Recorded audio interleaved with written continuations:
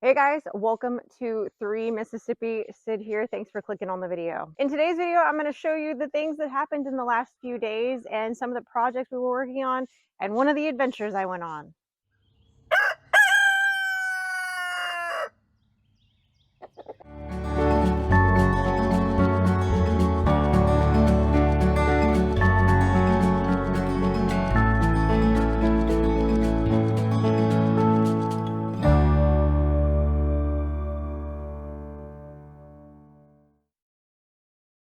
Mike actually just left to run into town. He's on vacation this week.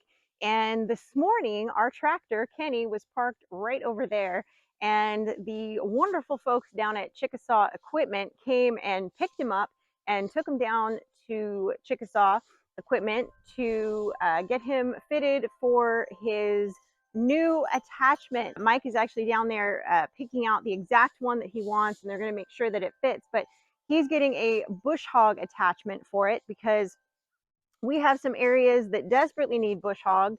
We have a lot of sage grass in parts of the pasture, primarily down here in the horse pasture and then down behind the goat pen. Now, sage grass is not particularly fantastic. The goats will eat it down to about this much of a nub out of the ground, but of course the horses won't eat it, and it's really kind of one of those things where it doesn't produce anything great for anything other than uh, it is a good natural habitat for some of the natural animals that live in the area. Quail, turkey, things like that, and the deer, of course, as well. However, the other animals that like to hide in it, such as foxes and coyotes, we don't want to encourage those animals near the animal pens for obvious reasons. You don't want predators uh, up close near your animals, near your chicken coop, near your goats. So we want to keep that mowed down near them so we can kind of see them coming and they can't be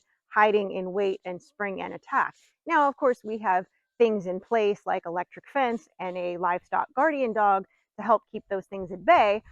But having those areas bush hogged, as well as some areas out in the main big pasture out back, need done. Some of those areas we will be burning because there's other plants in there and things that we do want to kind of clear out.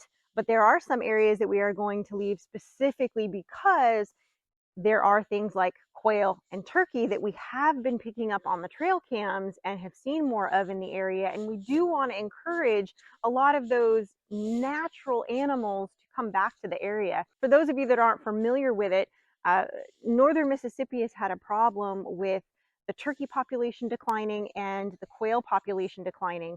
And they've been working really hard to kind of get those numbers back up over the last few years, and they've been doing really great at it. As evidenced by the fact that we're seeing them on the property again and picking them up on the trail cams, which is wonderful. They're still not where we'd like them to be, though. So we do want to make sure that we do keep areas where they do feel safe and they do feel like they can bed down and nest and live. However, like I said, because those are dual purpose areas, we don't want them near our animals so that predators can be hiding, because we don't want to provide snacks for things like coyotes and foxes if we can help it. But speaking of our livestock, my goats out there in the pen, you guys saw last week, I was working on trimming out their hooves. And one of the things that I am adding to their pen this week is a little project, very little, because they're on a pasture area. They're not getting a lot of grit, they're not getting a lot of rocky area, so their hooves aren't getting worn down the way they would if they were on different kinds of terrain like you would see in the wild. Which is the same reason why, with goats, with horses, anything like that that has hooves, pigs, when you have them domesticated and on a certain kind of terrain, number one, they're not going to be covering the same kind of mileage that they would be covering looking for food and water. So they're not having that natural wear and tear. They're also not traversing different kinds of terrain in the same way that would naturally wear down their hooves. And that is why human intervention is needed to trim them down for them and help get those hooves to be maintained and even for them, because they're not capable of doing it themselves. And since they're in an area where it's not providing that natural manicure, shall we say, we have to step in and do it. Now there's ways around that. You can make them little obstacle courses, and you can have some areas that have different kinds of ground, rock and whatnot, so that they are encouraged to go through it and maybe grind their hooves up a bit. And that's fantastic. So that is one of the things that I'm doing in their pen. And I am simply upcycling something that otherwise probably would have gotten thrown away. Come on, Caroline. Come on. Come on, guys. Good boy. There we go. Yeah, we're going to keep those hooves nice and trimmed. Yeah, they were all jumping, walking across it when I first got it set up. I had it up a little bit taller, but they weren't as stable, even though I had kind of dug the cinder blocks into the ground. So I decided to lay them sideways, and I put one in the middle, which you can't really see from this angle, but make it a little bit more stable for them. But they seem to like it, so gives them a little something to walk across here. Let's see if they'll walk across it again. Come on. Come on. Good job. Good job. Yeah. So they like their new little toy. Yes, ma'am. Yes, ma'am. Oh, sweet Caroline. Yes. Oh, hi, Dan. Hi, Dan. Did you call my love bug? Did you call the love bug? So I had a couple things done this morning. I still, however, have to tackle the chicken coop. Everybody's been fed and watered, but I need to gut the chicken coop. I haven't cleaned it out since we defrosted, and I have the sandbags laying on the other side of the coop, drying out. So I'm gonna gut the coop from the old bedding and redo that sand. Fresh sand. Hopefully they get some use out of that. Hopefully they're able to walk across it. I also put it in an area that tends to get a little bit muddy when it rains, which again, you don't really want them being in the mud a lot, and that is an area that they tend to like to walk through. So putting it there hopefully will be a twofold thing. It's their normal pathway, so it'll kind of force them to walk across it, and it'll kind of keep them up out of the mud a little bit as well. So we'll see how that works out. Guys, I am mid-morning chore routine right now. I'm actually doing some, I don't know if you guys just heard that. That's what I'm about to go investigate. We're about to hop in the side-by-side and take Lynn for a run down on the back 40, because there's a cow pasture. Well, there's cow pastures all around us, but normally we can't hear the cows.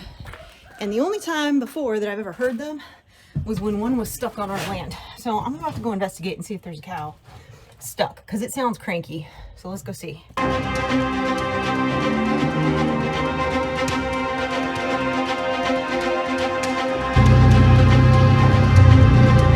Checking back here where there's the property line to see if I see anything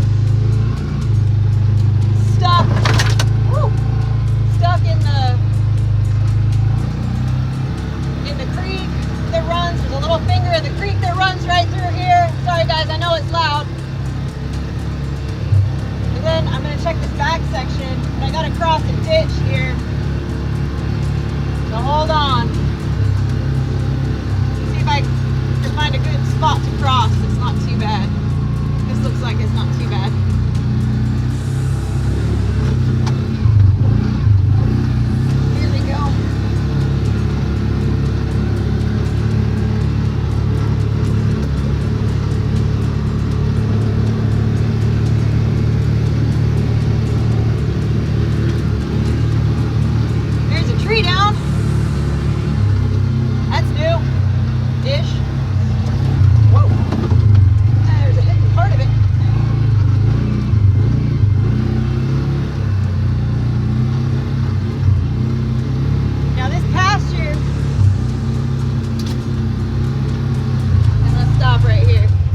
Pasture right behind me. This is the edge of this back piece of property.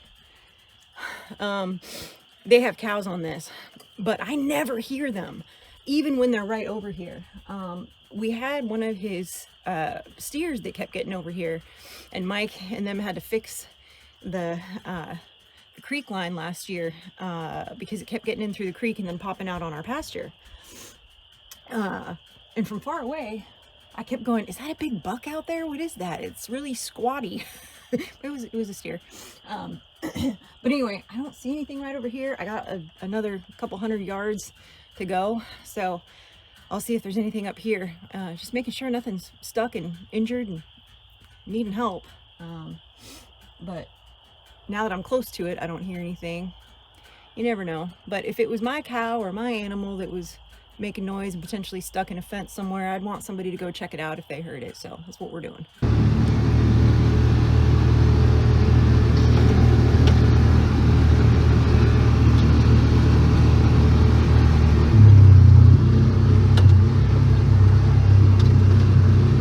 Well, I didn't see anything. I went up all along the back edge. There wouldn't be anything right here. But we're gonna check this fence line too, but there shouldn't be anything on this side. Just because of the way the land is. But I'm looking, and there's fence line all right here too.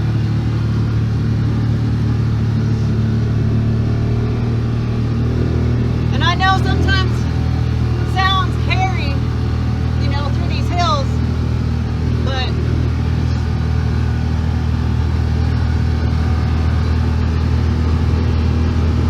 I'm just glad there's nothing stuck over there.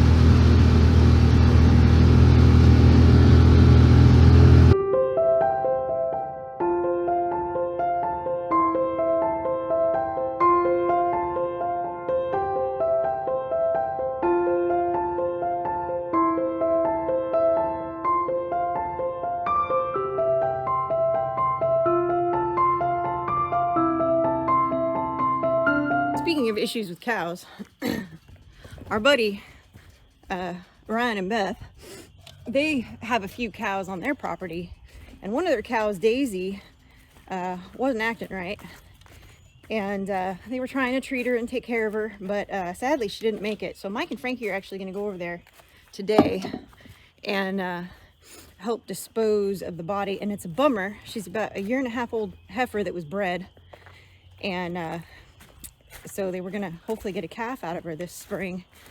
So that was a bummer for them. They're gonna go help with that this afternoon while I finish up a few things around here and go to the back cave and do some editing. And then I got all this to work on too. But all of this is probably gonna be a project for another video because I can't edit and do manual labor all at the same time. I've tried, it doesn't work. You can't simultaneously sit at your computer and haul bags of mulch and sand and do everything. That is the hard part sometimes about YouTubing, guys, is, see, now I hear that cow again. Man, it sounds mad. I don't know if you guys can hear it. It sounds like it is stuck in a fence. There was only one spot in the fence line that I could not get to and I couldn't see because, if you guys may remember us talking about, and you could probably see in the video, he's let that whole back pasture grow up. But unfortunately, because of that, he let that pathway grow up. And so it is about twice as tall over by that fence line, way back past that culvert, past that, where that tree line is, way back there. So I physically couldn't get to it comfortably, safely, I felt like, by myself in the side-by-side. So there was a section like right kind of over kind of behind this tree line right here that I couldn't get to. But maybe I'll when Mike comes out, maybe I'll have him go take a gander, because he knows that little corner better, because that's where he's kind of done some hunting and stuff. Maybe I'll have him take a gander over there and see if he sees anything. But now I'm gonna get back to morning chores. I'm trimming the goat's nails today, and I'm also deworming them because I'm about to breed the girls, and they're about due to be dewormed. So I'm mixing in some dewormer pellets with some sweet feed and some regular goat feed, because that seems to do the trick to get them to eat it. So let's go. But today, as you can see, guys, it's a beautiful day outside. It's absolutely lovely. It is definitely chilly, but it is gorgeous. We had an amazing amount of rain the last couple of days this week. We were under yet another tornado watch, but we got buckets of rain and crazy winds. It's obviously gone right now. And we're not expecting rain for the next several days, which is good because there's lots of areas that need to kind of dry out a little bit. However, the plants are so confused. I've got daffodils blooming out there. I've got a lot of my plants that are starting to bud. My elderberries are starting to put on leaves already. And they're already, because we had a little slight frost in areas this morning. I noticed some of the leaves were even already a little bit burned. So a little bit not great, but that's nature, that's it's going to do what it's going to do. We have to just kind of roll with it, right? But today I'm going to actually be working on this front porch some more. I did go get some more mulch the other day, some for the chicken run, which is going to be something else I'm working on the rest of this week. Again, waiting for that area to dry out a little bit, so as I'm doing it, I'm not sladding in the mud.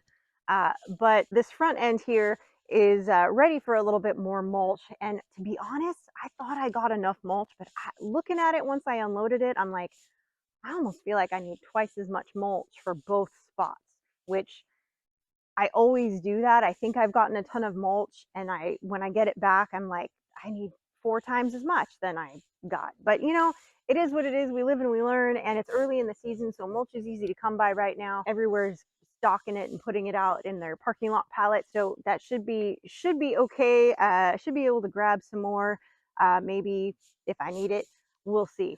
But I am excited to kind of get this done a little bit today, and see if I can make some progress in beautifying this front porch a little bit, now that a lot of my plants are starting to pop up, and my hostas and some of my other plants that really last all year, guys. I mean, they start popping up. We're what, in February right now.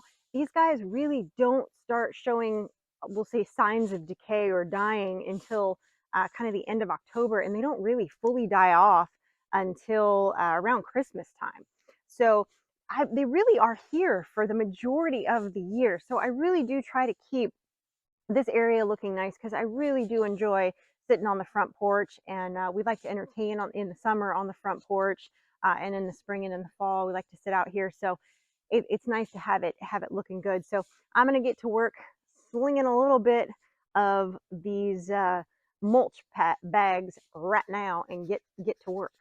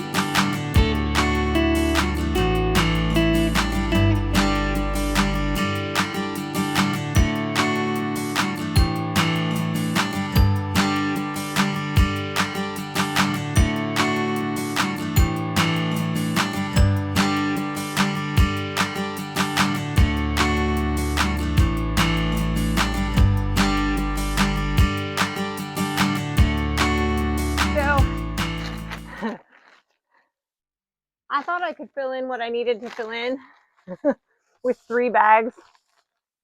I don't know what I was thinking. I was delulu, but I have more, but I had the rest that I got already dedicated and already moved over.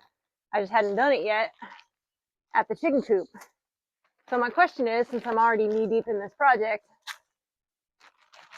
do I go get that green cart that's got all these piled on it that I unloaded onto it this morning and finish this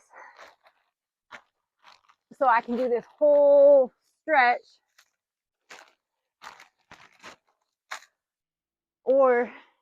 and then just go get more for the chicken coop, which I think that's what I'm gonna do. I think I just answered my own question, because I feel like that's how I am anyway. When I start something, I gotta finish it. Once I'm in it, I'm in it. And you might notice I'm going around some of the plants, and then these vines, I cut a bunch of these out, and some of them I'm just kind of covering. And some areas I'm doing kind of thicker than others, because obviously I have to come through here with the rake and level it a little bit more, especially since I just dumped it right here. I don't like leaving things unfinished.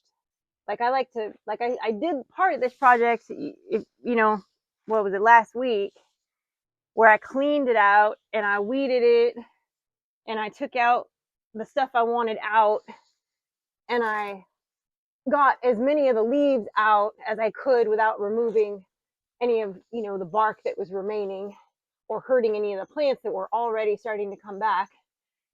But now I've got to prioritize here, and I think leaving some of these leaves in here isn't gonna hurt. Yeah, I think that's what I'm gonna do. I'm gonna go grab the green cart, because I still have this half of this bed and then that entire bed on that side.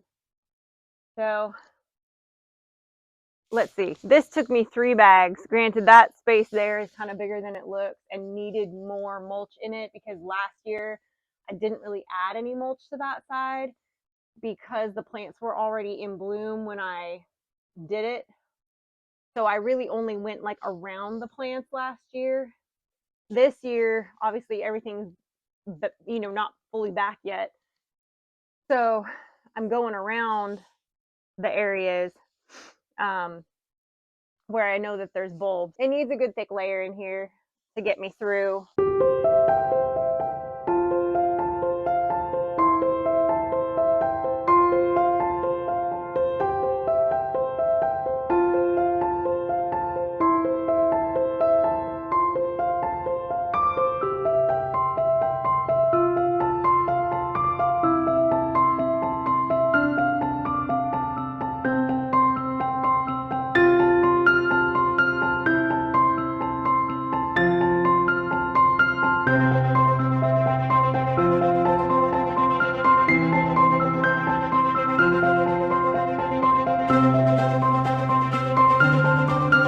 So I easily need, on this garden bed, on this side, 2 to 3 more bags to really fill it up properly. But I'd call that side done. That side's happy. I did add off camera a whole nother bag to this side, which is probably why I'm so wonky on that side now. But I filled in this front area and along that back side right there, so it looks a little more fleshed out. But yeah, I think that looks better. I think it looks better. Problem being now, I don't have any mulch left, and clearly I'm gonna need more to finish this little bit of the garden bed, and then to do the chicken run, which is originally what I thought I bought enough to do everything, which I was completely delusional on that.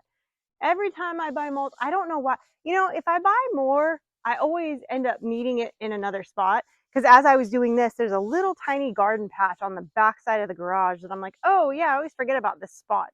And it needs probably about a bag of mulch.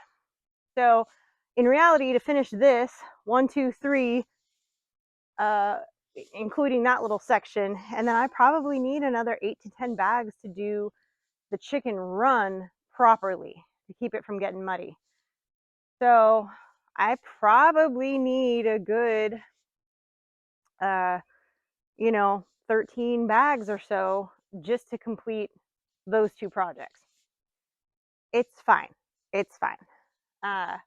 So I do have to run into town this evening to pick up Frankie from FFA. Maybe I will swing by the Wally World and have her help me load up the bags of mulch into the back of the truck, since I had to load the first round and unload the first round. Maybe I'll have her help me with the second round. Oh, sorry, Bunko. Just stepped on the cat. Sorry, bud. Love ya. So I did get the rest of the chicken coop done. I did get more mulch. And that area right there by the door, by that gate, was real muddy. So I got that all filled in.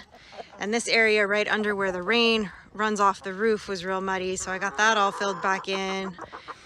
So I got this whole area redone for the babies. So it looks much better and much more functional now. But that took a lot more mulch. Well, that was an awful lot of projects, guys, but lots of little odds and ends, getting us ready for spring, buttoning a few things up. I am excited. I know I keep talking about it, and it's here. I feel it whispering to me on the breeze, and I know it's fall spring. We had that in California too, don't you worry. But I am excited about it either way, because spring in the South is beautiful. I know the pollen's coming too. That part's not as exciting, but the rest of it I love. Thanks for hanging out with me, guys. I appreciate you. And as always, stay blessed and safety's off.